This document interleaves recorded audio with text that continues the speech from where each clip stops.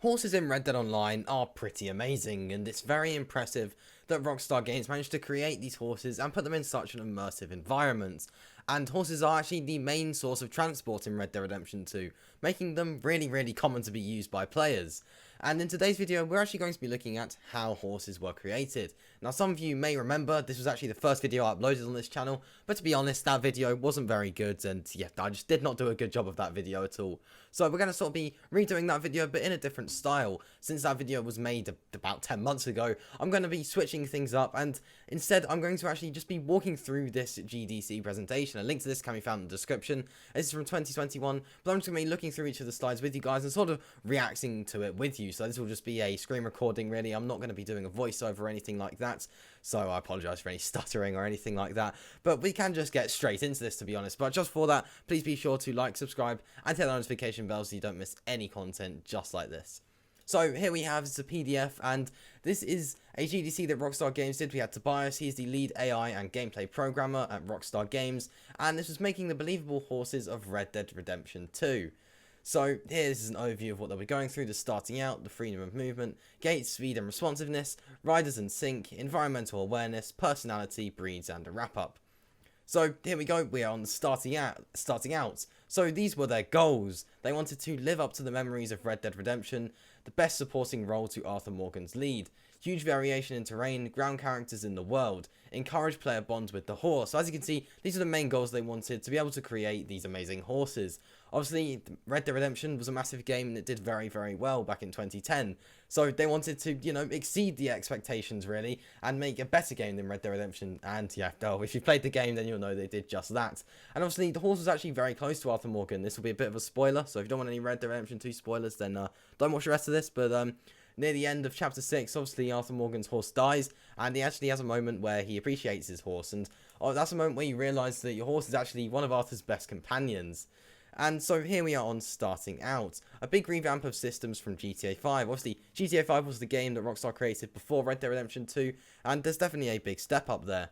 They wanted to unify disparate movement systems for humans, animals, and horses. So they wanted to make them all different, and they did just that. Humans have all separate interactions. Then, say you might have a rabbit, and that's going to have completely different interactions to horses with its movement and animations, etc. And Red Dead Redemption 2 is a very different world to GTA 5. Obviously, that's something that's good to point out. Obviously, a horse, it's not going to be like a car in GTA 5. They're completely different environments with completely different terrains. Obviously, Red Dead Redemption 2 has way more, small cliffs and everything like that. And that's something definitely to create into consideration. So, here we go. This was RDR2's first pass. Functional, discrete speeds, no range nor variation, limited range of movement, stiff turns, C-shaped posing, lumpy and inconsistent transitions. So what's different about a horse and a vehicle? Functional, missing something. Not a car, not a bike. And that's something that I just did mention. There's something very good to point out. Obviously, the movement of a horse isn't going to be like a car or a bike. It's not necessarily going to do exactly what you say. As you can see here, they talk about behaviour. Obviously, a horse might not behave itself. You might want to go to the right, and all of a sudden it just veers somewhere else. And obviously, those sort of interactions are pretty crucial to making these horses seem realistic. And here, obviously, we have some images of them doing so. And this was them, obviously, showing examples of the movement here, going forwards and then turning left. And this was the freedom of movement, so here going more in detail of the movements. So lateral movements. Lateral movement to assist in ability to change movement direction. Deliver a movement required by horses for tight turning. One of the most difficult and integral features of the horse that defines much of what's followed. So obviously here they're talking about how this is actually very difficult to implement, and it is very true. Obviously you do want this movement to be precise for a horse, but you don't want it to be too precise, because obviously it's not a vehicle. In Red Dead Redemption 2 though, it is your main source of transport, so you don't want to make these interactions of, it not doing what it's meant to do. You don't want to go overkill on those, since obviously that would be extremely frustrating.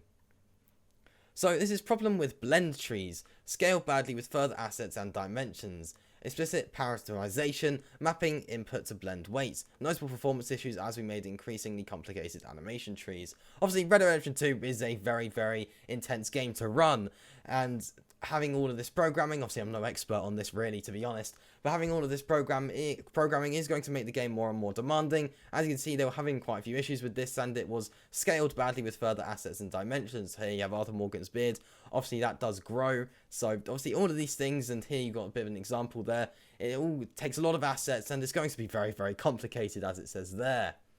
So here we have automated extraction of animation features, improved accuracy of movement to animation, derive features from the asset or annotation, remove strict structure mapping, animation in blend, automate association between animations, stop wasting programmer and animator time. Obviously, when you're developing a game, you are working to a time schedule and you don't want to be wasting any time, that's for sure. And obviously they wanted to set these animations apart, making them all different from each other, something that was mentioned a bit earlier as well. So here we have the movements. This is, yeah, it's a bit complicated to be honest, but as you can see, this is sort of the different directions that the horse is able to move, and the different animations that are involved with this. As you can see, the leg positions and everything is slightly different, and that's just all the detail that comes with the animations. And obviously, all these dimensions have to be taken into consideration. The weight, the height of the horse, etc. All those have to be taken into consideration for the way that the horse will move. As you can see here, you got some different movement animations as well. So, as you can see, this was them going into the detail of seeing exactly how these feet would move along with the horse and everything like that. And that's one of the ways they made these horses seem so realistic. And here we have the drift. So, lateral movement assists mobility smoothly. So, obviously, this is more just about movement, really, and they just wanted to make it as precise as possible. So, here we have the gait, speed, and responsiveness. So, here are the 4 different stages of a horse's speed. You have a walk, a trot, a canter, and a gallop. A lot of people you see in Red Dead Redemption 2 or Red Dead Online will be galloping a lot, and that's just so they can go as fast as possible. But obviously, in some areas, your horse, for example, in Arthur Morgan's camp, you'll only be able to walk or trot. And as you can see here, these are the 4 different speeds that you can go at on a horse. And as you can see, these are the different sort of speed ranges that each of these has. So as you can see, there's a minimum range, ideal range, and a maximum range for a walk, trot, canter, and a gallop. So each one does vary in speed a bit. And obviously, depending on the horse that you have, this will all change. So improving transitions, there were some problems with this. Difficult to control speeds, foot cycle defines transition, and it's unpredictable. Of course, that's something that would come with horses. Attempted tech to unroll transitions, volume of assets, undesirable slow-mo / super speed, and unpredictable still. So obviously, it did seem that there was a lot of unpredictability with this. So here we have the continuous acceleration and deceleration. Parameterized, same way as cycles, speed change independent of gait change, vary duration of transition independent of assets, change pose when best suited, deterministic duration. Obviously these are all the technical parts of developing these horses in Red Dead Redemption 2. So here we are on environmental awareness. So a believable horse in a believable world. Difficult terrain ought to take its toll, sail with visual feel and speed changes. Fastest horses, almost 18 meters a second, 40 miles per hour. Potential for mistakes. Independent AI character in-game, instinctive self-preservation, make decisions to assist and hinder the player. So, dimensionality, surfaces, a lumpy world. Obviously, that's something I mentioned earlier. The terrain compared to GTA 5 is much different. There's way more hills and just steep areas in general. So obviously these are some of the sort of physics that went into this, with changing the speed and movement of the horse depending on the terrain. So obviously you do have to make this believable, because say you're in some water, then the horse is going to go much slower compared to if it was on a flat bit of grass. Obviously going up a hill, the horse may go slower, and as you can see, here's an image of the different obstacles that may get in the way. Obviously sometimes a horse will have to leap over a certain rock, since it can't just go straight through it. As you can see here, deep surface depths detected, snow, water, and mud, and that's all part of their system. If their system detects some snow that the horse is currently riding through, then it's going to go slower compared to, like I said, if it was on a flat bit of grass. And here you go, you can see, you know, this is all of the details and all development that went into making these horses. As you can see, these are some of the hitboxes in general.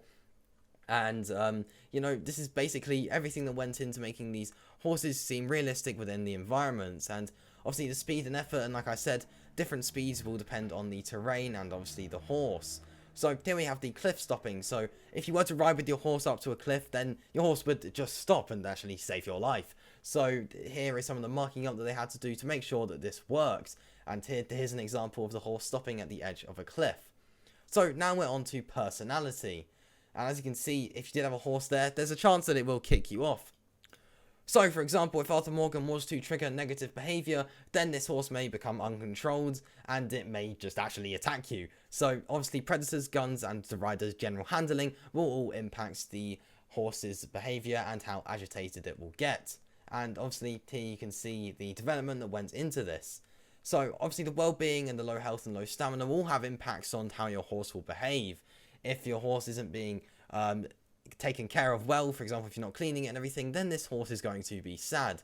And now we are on to breeds. So there are 3,000 animations across 23 unique movement styles, already a big runtime budget. 19 different breeds at launch split in 4 categories: work/standard, heavy, war, draft, race and elite. So these are all the different breeds that you can get within Red Dead Redemption 2. Obviously a few more horses have been added in Red Dead Online, but generally it's pretty similar.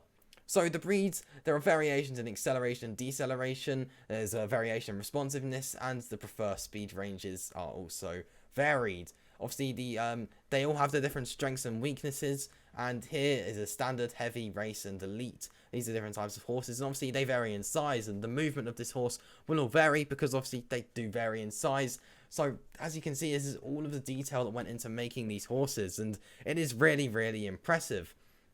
So in the future, they want to have runtime compositional approaches, large-scale data-driven systems, lower the barrier for entry, and even wider variety of movement, and that's going to be insane, because as you can see, the amount of movement and animations that there already is insane. And similar detail for other animals. So obviously they want to put more work into the other animals. They would have put more work into the horses, it just makes sense as it's the main source of transport. But like I said earlier with rabbits, maybe they put some more work into those. So there you go, that is basically this presentation, and it's actually really, really interesting to see that this is how all the work that went into making these horses. I would love to hear your thoughts on this down in the comments. Personally, I think it's really impressive and really interesting to see actually. If you did enjoy this video though, please be sure to like, subscribe, and hit that notification bell so you don't miss any content just like this. So, I'll see you in the next one. Peace.